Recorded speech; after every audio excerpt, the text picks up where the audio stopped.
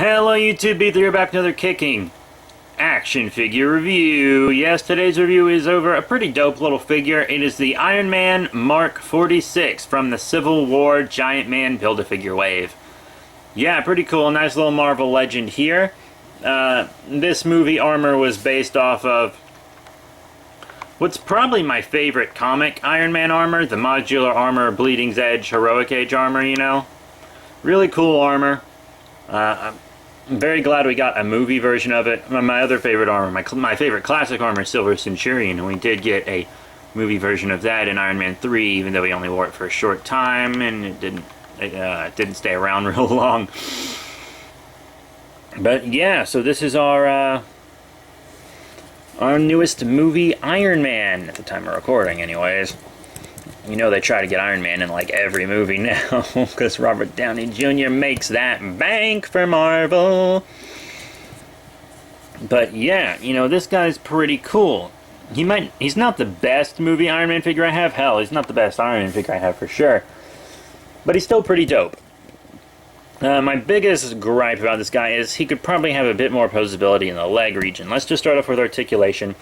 The head can actually come up pretty far. If you push it up on... Oops. If you push it up on the joint a little, he can look up quite far, and then you articulate the ab a bit. You got a decent flying pose. So that's pretty good. And you got side to side as well on the head. The arms, the shoulder pads kind of get in the way, so the arms only come up about that much, but that's not bad. Forward and back, you got a bicep swivel right here. You have a double elbow bend, that's pretty cool. And you have in and out on the hands, but it doesn't go up very far. You saw a second ago it was up quite far. Well, to do that, you have to pop out the hand, push it back, and then push it in. This doesn't really seem to damage the hand much at all. So you still get the upward hand, and when you want it back to normal, you just articulate it down. You don't even really have to push it in a little. It's in all the way. So yeah, you know, that's how you get the hand up more. You'll have to do that. No big deal. I'll explain these holes in the hand in a second. You got up and down on the ab, got side to side, a little wobble here. That's nice. Oh, and I don't know if I mentioned rotation on the hands, but it's there.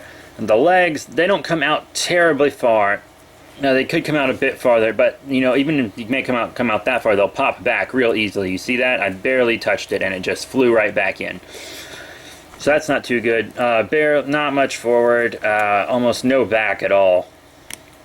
So yeah, could use a more posability on the legs down here for sure. That would be very, very nice. The rest of the leg articulation's not bad. You know, you got this swivel here. You got a double knee bend, pretty great. You got up and down on the foot. The up's not terribly much, but whatever. It's enough, I think. And then you got a pretty cool ankle pivot, you know, key joint in posing. So that's nice. You know, you got peg holes on the bottom of the feet and all kinds of cool stuff. Now let's get into accessories. I do want to show you accessories. And as you can see here, he has a repulsor hand and a fist hand. You actually get two of each. So you can have two repulsor hands or two fist hands in, which is pretty dope, I say. Pretty dope. And the repulsor hands come with repulsor effects. Yes, it's about time Hasbro gave us repulsor effects. You can get them with like the figure arts and stuff, but for those of us who don't want to spend that much on a figure arts Iron Man because they're too busy buying figure arts Kamen Riders, you got these. They pop in well, they stay in real nice. So if you want to display them with these, you know, go right ahead. They seem to stay in pretty well. That's really cool. The hands, you know, it doesn't take terribly much to get them out. And then you just pop other hands in. No big deal. Pretty cool. And those are his accessories, just some interchangeable hands and repulsor blasts. If you get the 3-pack version instead of this one, it comes with a battle damage Cap, who has more accessories than the Cap in this wave. It comes with the Civil War movie Spider-Man and a battle damaged Iron Man, who also comes with, in addition to these effects, a Tony Stark head and foot repulsors. These repulsors actually do fit in the peg holes, so you can have feet repulsors, but they're not coming out of the repulsor, as you can see. It's a little awkward looking, but they do fit. If you want that option, it works, I guess. Depends on your opinion, I suppose. Bada boom. And he does come with one more thing. It's not technically an accessory, but the Build-A-Figure piece for the movie Giant Man. It's actually pretty cool. I would like to build Giant Man, but I'm not totally sure if I'm gonna. I'm definitely gonna get Black Panther and stuff. I already have Captain America, and I'll probably get Red Guardian as well. A friend of mine's gonna get Nick Fury. He said he'd toss the piece my way. So yeah, you know, hopefully I can do that. I don't know if, but I don't want Nuke is the thing. I don't really want to buy him just to get the piece, so we'll see what happens. But yeah, that's the BAF piece. Now how about detail and paint? It's got a pretty decent head sculpt, I think. Looking good, looking good. He's kind of frowny. That's fine, though. I feel like there should maybe be more paint, because there's like little repulsors all over him. I think they should probably be painted a bit better.